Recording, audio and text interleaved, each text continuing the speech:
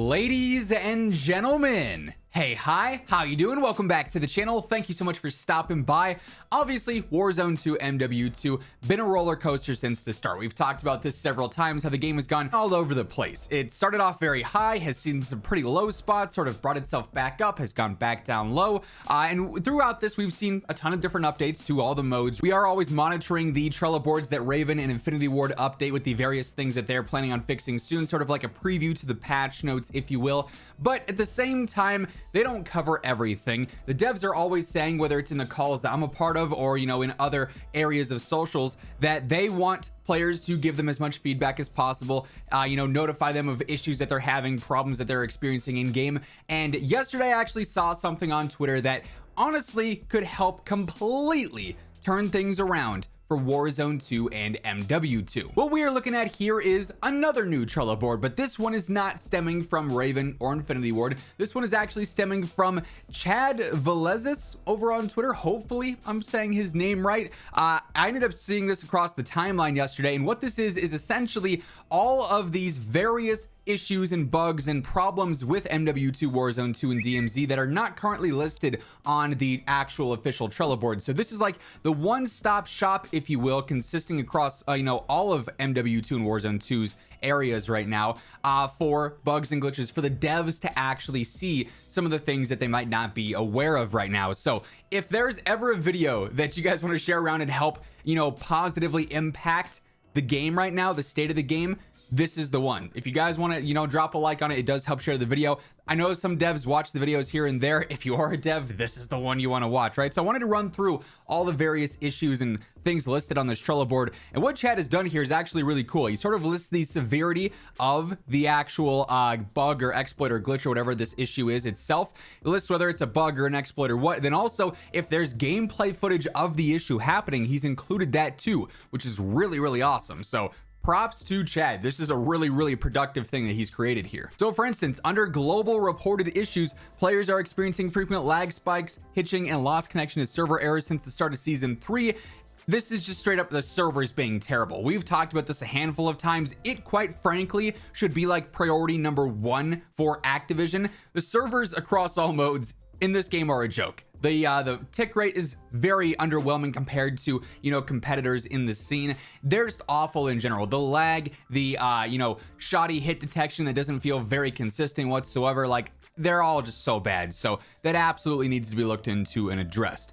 On PC, some players are experiencing reduced frame rates since the start of season 3. I've seen this happen myself, where my frames certainly are not as good as they were before.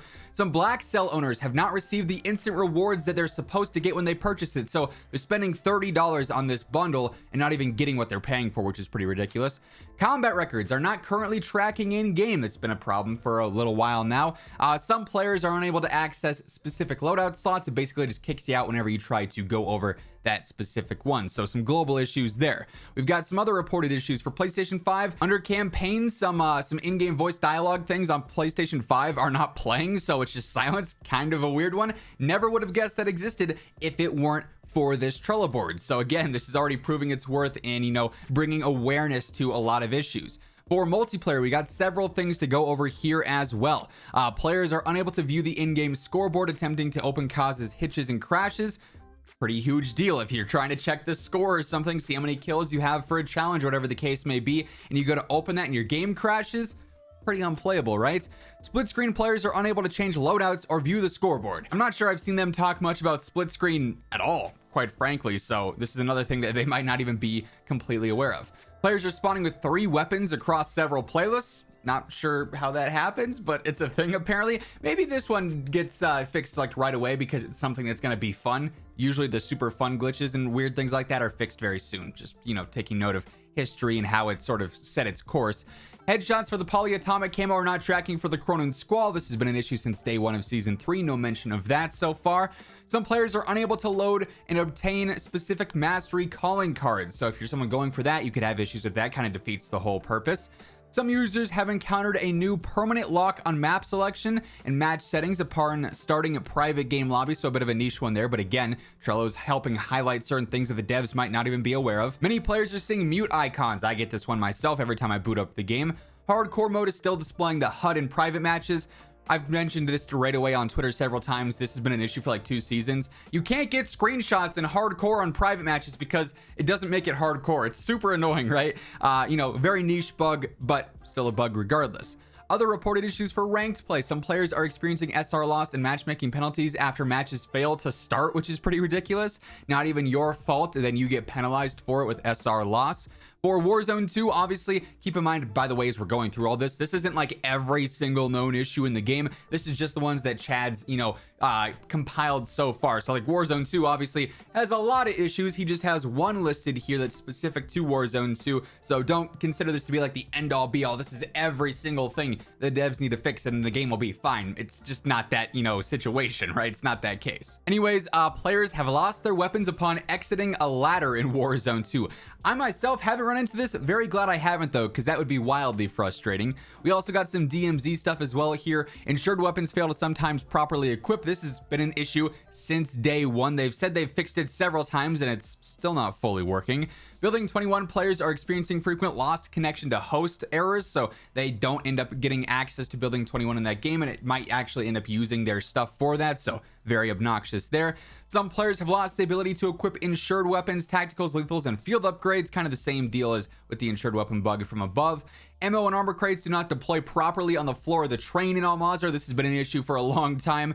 The challenge names and calling card rewards for extracting with the final exfil 5 times and extracting 2,000 gold bars are the same, and players are not receiving the new frontier calling card from extracting 100 gold bars, so you're just missing out on rewards for doing various challenges there. There's also one fixed thing behind the face cam here. If I go ahead and hide this real quick, controller players are unable to loot backpacks off of other players' stashes. I believe that was just in the patch notes from the 1.18 sort of mini title update the other day, so quick little fix there. But like I said at the start, huge props for compiling this sort of thing, because this is actually ridiculously helpful. Having all these issues that are not mentioned on the official Trello boards that the devs might not be aware of, all compiled into one place so they can just load this up rather than going to 17 different tweets or 20 different Reddit threads or 15 different YouTube videos.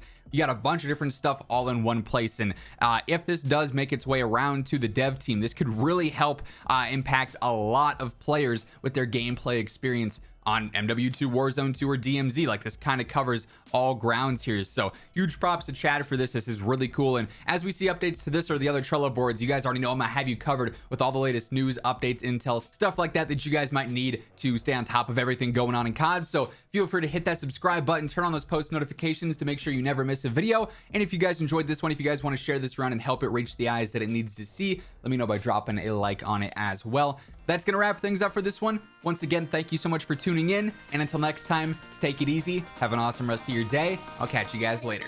Peace out.